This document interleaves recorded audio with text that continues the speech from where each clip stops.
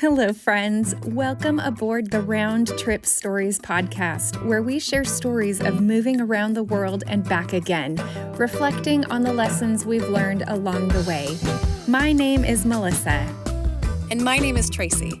We are so glad you're joining us for today's episode. Welcome back to part 2 of our interview with Ana Julia Borges, a Brazilian third culture kid who spent 7 years of her childhood in Uruguay. Ana Julia is a foodie, sociologist, and curriculum developer for TCK Training.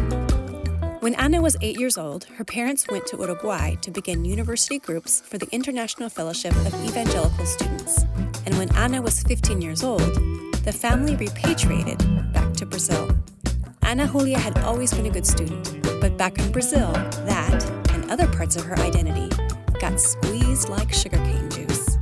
So buckle your seatbelts and make sure your tray tables and seats are in their upright positions as part 2 of Ana Julia's round trip story gets ready for takeoff. And we are back with part 2 of our interview with Ana Julia Borges. She is coming to us from Sao Paulo, Brazil. She's a third culture kid who spent her growing up years in Uruguay. And we are so glad to have you again, Ana Julia. Thank you. Thank you so much for having me. And yeah, it's a joy to be here and to process through talking the experience of being at TCK and remembering all these stories of, what it means to be at TCK. How does it change?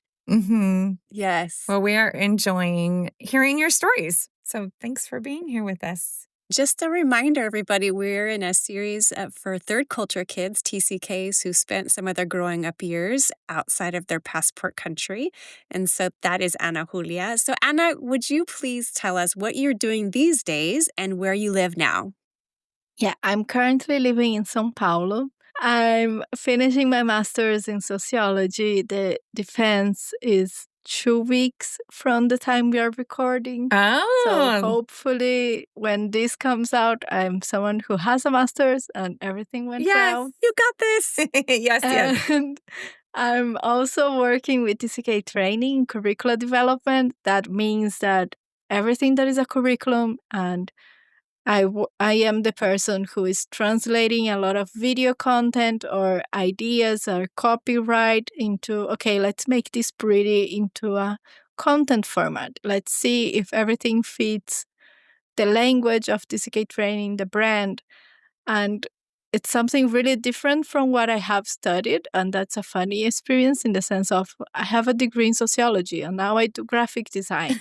But it has been a joy because I'm a TCK. And when I started working in TCK Care, I didn't understand or had no idea of how much care goes into TCK Care. So yeah, it has been a big joy to be part of the team and to learn with them and to grow in that space. I love that, Ana Julia.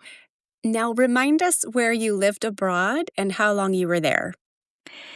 Yes. So I grew up in between Brazil and Uruguay. And I say in between because my main home from 8 to 15 was Uruguay, but I would return to Brazil almost every year. And then from 15 to 18, I returned to Brazil. And my childhood was shaped by Brazil and Uruguay. But then when I was 19, I had 1 year where I had a lot of different cultural experiences that I stayed 3 months in Japan and 1 month in Singapore and then 5 months in Ukraine.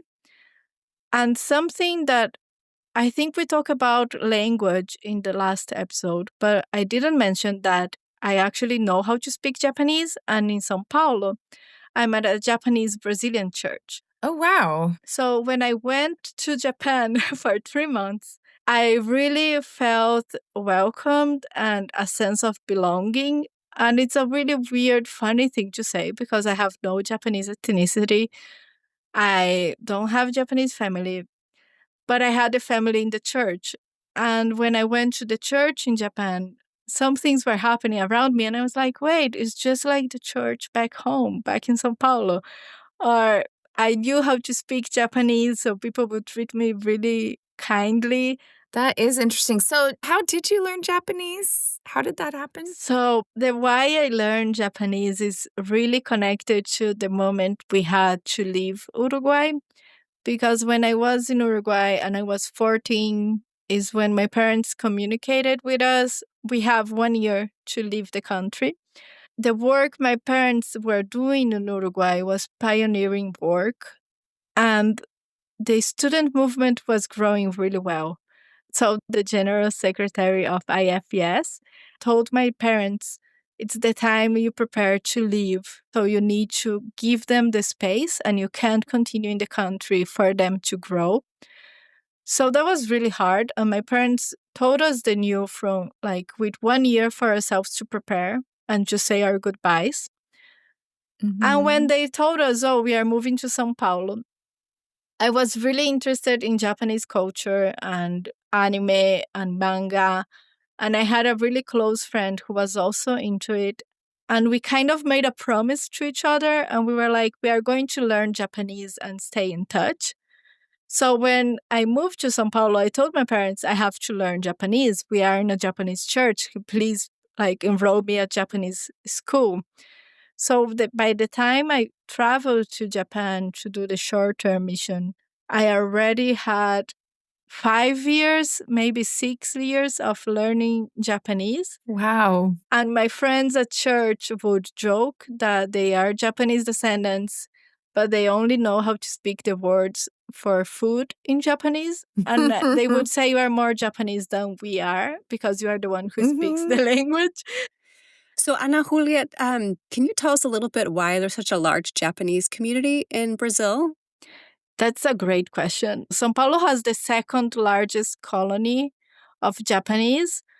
Between the First and the Second World War, there was an agreement between the Brazilian and the Japanese government because Brazil needed workers. So we also had more immigrants later on during the Second World War and after the Second World War.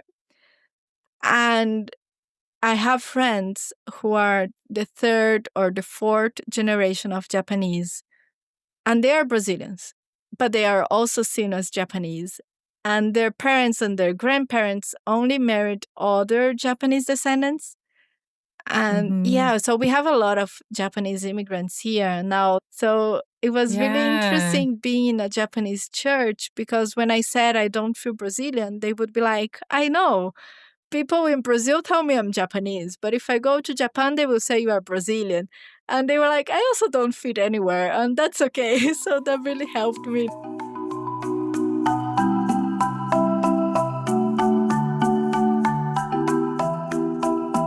So we want to hear a little bit about what it was like moving back after living in Uruguay for those 7 years. So tell us a story about that initial transition when you and your family moved back to Sao Paulo.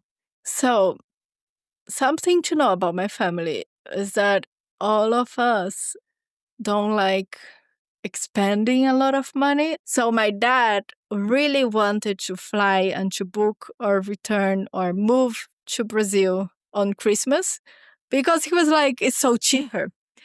But my mom said, no, Christmas is important and we are having our last Christmas here with people at Uruguay and we can do the move on the 26th. So we moved to Uruguay on 26th of December of 2013. Okay. But I remember that we landed in Sao Paulo. We already had an apartment that we were renting. And I think someone helped us. So we already had the boxes in the apartment. But the next day that we arrived, my dad said, we have to buy a TV because it's home. We need a TV. And he went out and he bought a TV. But it was the 27th of December and no one works the 27th of December. So I think we had to wait 2 weeks for someone to come and install the cable and do everything. But we had the TV box and it was in the place the TV was supposed to go. And we didn't have a sofa because it was also end of the year. We only had a mattress and it was, I think, an extra one because we had family coming in. So we had like the TV was in the wall, just like the box of the TV. And then the opposite wall, we had a mattress. And I remember that like for 1 week or more, until we had someone come in and install the cable, we would just sit in the mattress and eat our food looking at the box. And it was like, the box is here. We don't have a TV, but we are eating and pretending that we have something. And That's so funny. that kind of stuck with me. And it was really something that I was reminded of, because that TV lasted for 10 years. It was this year that the TV broke. And it was actually this week that we are doing the recording that it just stopped working. And when my dad arrived home with a new TV, I was like, this is so weird. And I kept thinking about transition and the different hidden losses we have. Because for me, the TV was the first thing we bought for our new home in São Paulo. And now we don't have that anymore. And it felt like a loss. And it was something that meant more than just being a TV. Yeah. We had so many memories and so many things happened in front of that TV. And it's like, we even moved apartments and the TV was still with us. And it's like, no, we don't have that anymore. Right. Yeah. And especially if you move places, then the things that you take with you from one place to the other become the thing that makes it feel like home. Yeah.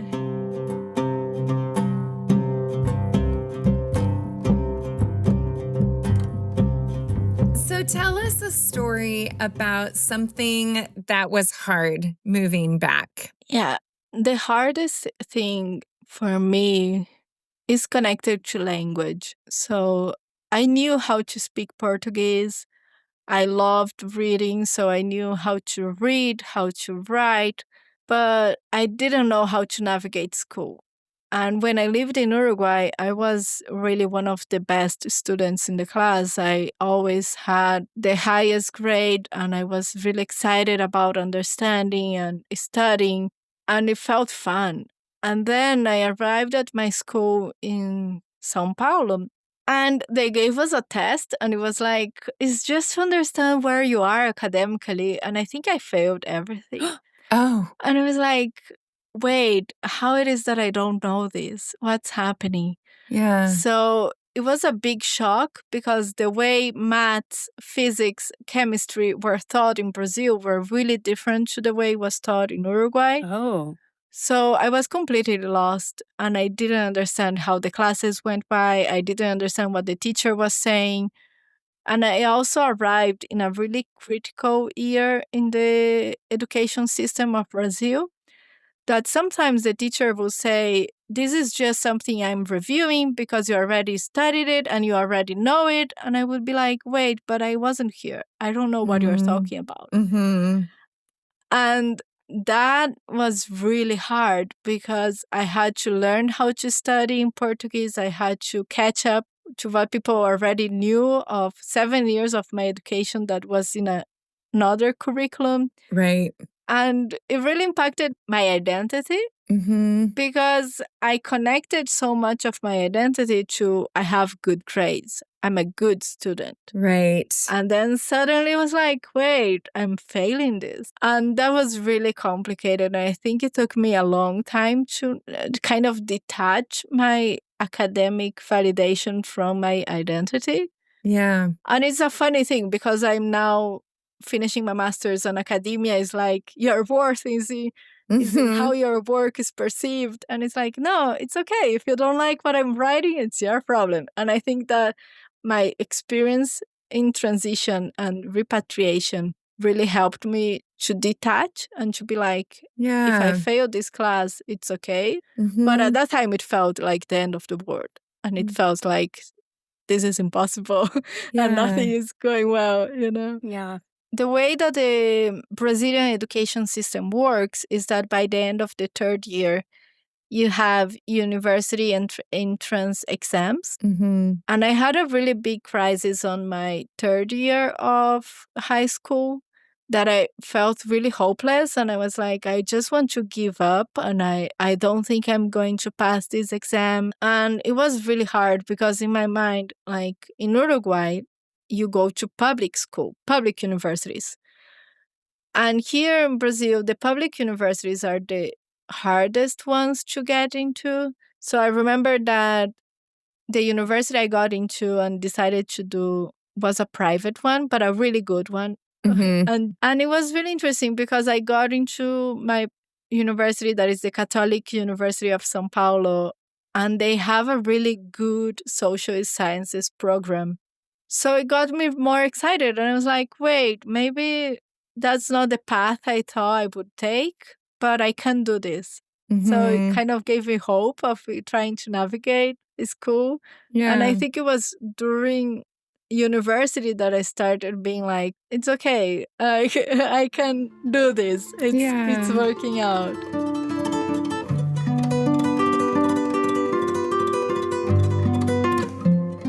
Well, tell us a little bit more about what else was helpful during those seasons of transition. So, as I mentioned before, I go to a Japanese Brazilian church, and that really was the thing that made me feel welcomed in São Paulo.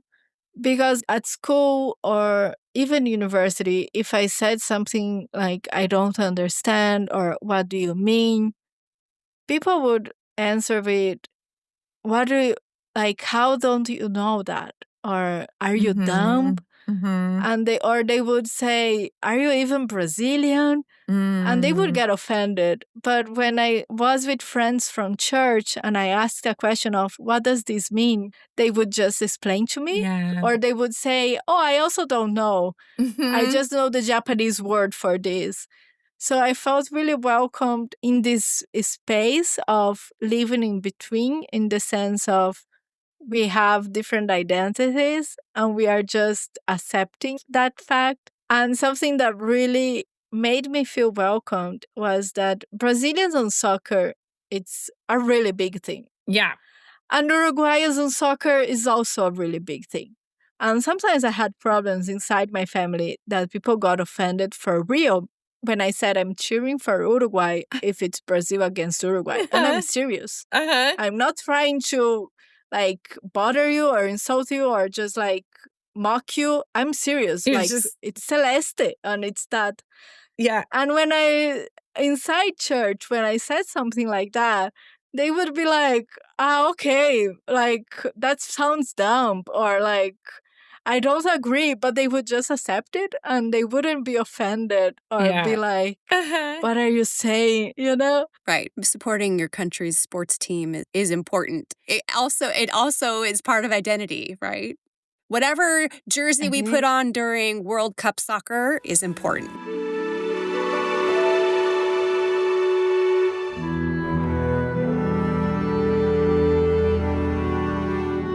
This is our TCK Choose Your Own Adventure question. So you actually get to pick which of these questions you want to answer. So A, how often do you think about being or having been a TCK, and how does it affect your life now? B, what are some favorite experiences you've had of connecting with other TCKs? Or C, do you have a favorite funny story about your time abroad or transition back? So which one of those do you want to answer? I really want to answer the C, about a funny story about my transition back. So I mentioned before my love for food and how I connect my memories to food. And there's a really specific Brazilian food that is called pastel or pastel de feira. And it always goes together with caldo de cana. So pastel de feira is puffy pastry, and it could be something similar to empanada or even samosas, but it's also different because it's a really big rectangle, maybe 20 by 10 centimeters, and it has a lot of filling. And it's something that is fried and it has a lot of hot air inside, so you need to be careful so you don't burn your mouth. But the funny story is about the caldo de cana, that is a sugarcane juice that is made there, like you see the sugarcane and they're putting it into a machine and they're just making the juice for you there in that moment. And there was one time, I think it was 5 years after returning to Brazil. So I was already living in Brazil for 5 years. I think I had just returned from Japan. And I told my parents, I really miss having pastel de feira and sugarcane juice. Can we go to the open market and food market that is the feira? So we went as a family there. And I bought my sugarcane juice and I was eating my pastel. And the guy who was selling the sugarcane juice, he came to me with the jar and he asked me, do you want chorinho? That is like, do you want me to cry a little? And I look at him and I was like, what do you mean, cry a little? Mm-hmm. And he just kept repeating, do you want chorinho? Do you want me to cry a little? Or do you want to cry a little? And I just kind of got weirded out. And I was like, no. My parents heard it and they were like, yes, you want it. And I was like, I want it? Like why do and we I want didn't people to understand- cry? Yes. And I didn't understand what was going on. And my dad saw that I was really confused. And he started apologizing to the guy, saying, I raised her wrongly. I didn't teach her this. And I was like, what's happening around me? And in the end, I understood that they called little cry or chorinho. That is the leftover of the juice from when they extracted the juice from the sugarcane. Oh. And if you are sitting near the stall and they have the leftover, they will offer it to you for free.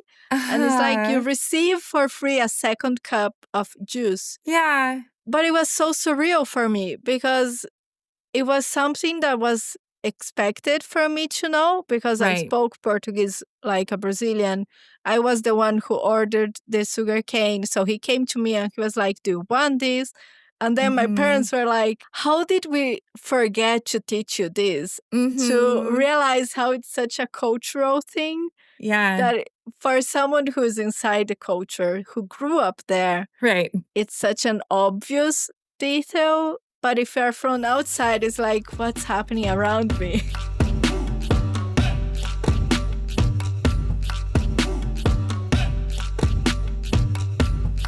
All right, well, we're going to have a couple conclusion questions because we're finishing up our interview. So please tell us a final story about how your time abroad continues to add value to your life now. Yeah, I feel that my time in Uruguay really impacted me in how I approach living. And it's because in Uruguay, we have a lot of things that are handmade and we appreciate the handmade.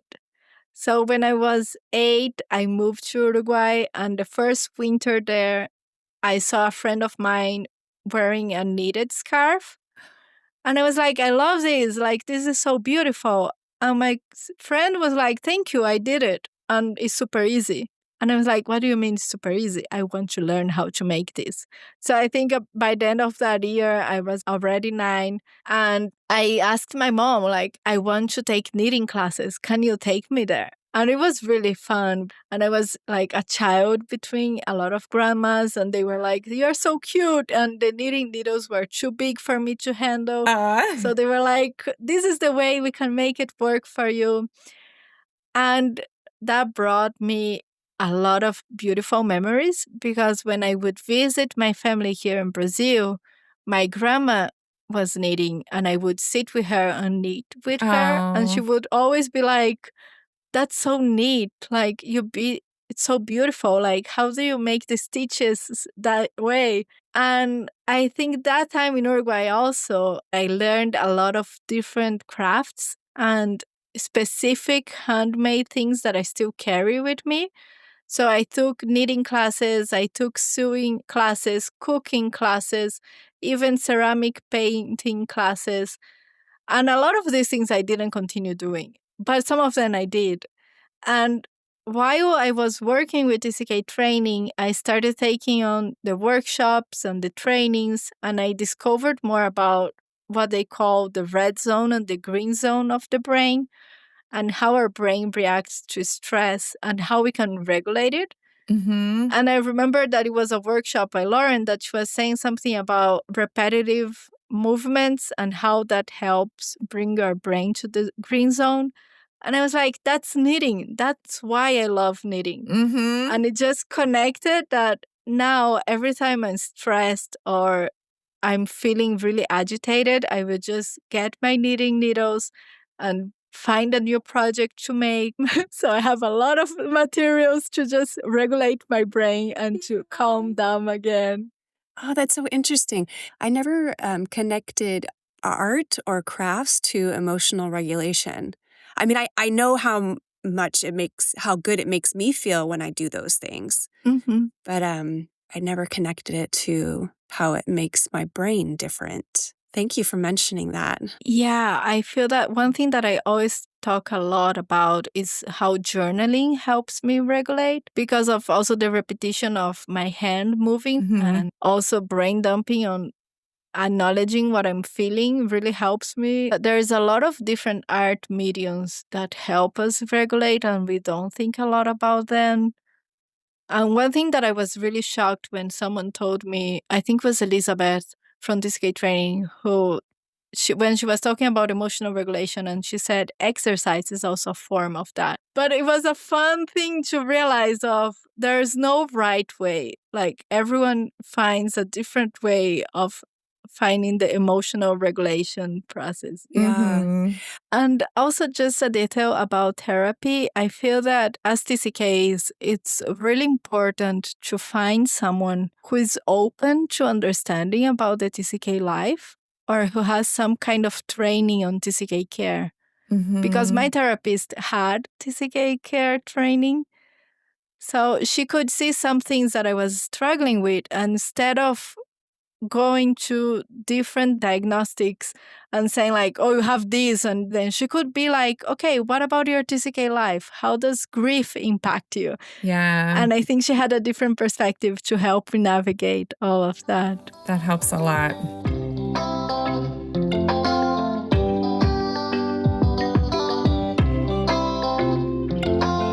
All right. Ana Julia, what is one last word of encouragement or advice you can give to our listeners? I wanted to share something I heard from two different people about being a TCK. And sometimes we are really worried about fitting into the box of what does it mean to be a TCK. Because we're like, oh, I feel seen. And now you kind of get stuck in a sense of, oh, this is what it means to be a TCK and I have to fit everything because if I don't fit into this, maybe there is nowhere for me to fit. And I remember two different people who impacted me by saying something along the lines of, you don't need to fit into any kind of box. And the first one who said that was a missionary talking about how TCKs sometimes like to connect themselves to the chameleon because you kind of end up changing yourself.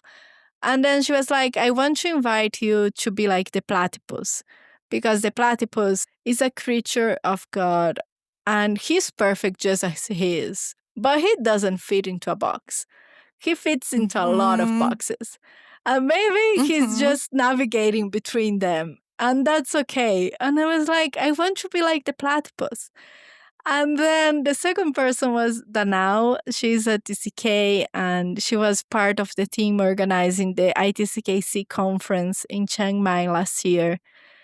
And during that conference, there was a lot of talks about what does it mean to be a TCK? How does that fit into people who are from the global south or people who are from countries who have a lot of CCKs? How do we see the word TCK? And I remember that she ended the conference like the last speech was with her and she just said, let's be too complex to categorize. So maybe instead of seeing it as something bad, that we are too complex and we can't be categorized into one specific box, let's just embrace the feeling and be too complex and just be ourselves, even if it means that we are different from TCKs. And just be like, each experience and each story is different. and we don't have to fit in the experience that the other has lived. So yeah, I think my invitation is for all of us TCKs to be too complex to categorize. And there's so much beauty in that complexity, just how God made us. Ana Julia, thank you so much for sharing all of this wisdom and all your stories. We know that you're going to really encourage others who are listening. Yes. Thank you for inviting me and giving me this space to share these stories and my thoughts. As we land this interview, we hope that you have been inspired by Ana Julia's stories of return to Brazil. It took time, but she realized that her identity was not in her academic success or understanding everything like a native Brazilian. She found a safe place in asking questions and being herself amongst her Japanese Brazilian friends, who also had dual identities. Ana Julia can appreciate that being too complex to be categorized is just as delicious as the last tears of the sugarcane juice, or as delightful as a platypus. No matter what leg of the journey you're on, friends, we are so grateful you have brought us along with you. Come back next time to hear from our next guest, Marie Suazo, host of the podcast Talks with a TCK Friend and author of Tales of a Diplomat's Daughter. You won't want to miss Marie Suazo's interview. If you're enjoying our podcast, we'd love it if you would leave us a review in your podcast app. And don't forget, you can visit our website at roundtripstories.com to see photos of our guests and to join our email list. And of course, tell your friends to travel the world with us. No passport, no packing, and no goodbyes required. Thanks so much for listening, friends. We'll see you next time.